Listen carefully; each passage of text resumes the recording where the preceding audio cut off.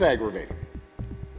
And all of this being done without any demonstrable economic or actuarial or plain common sense rationale, it frustrates.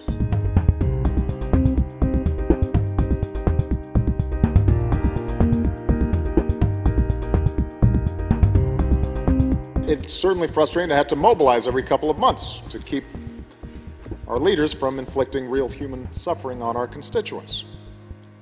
But typically that's how progress is won.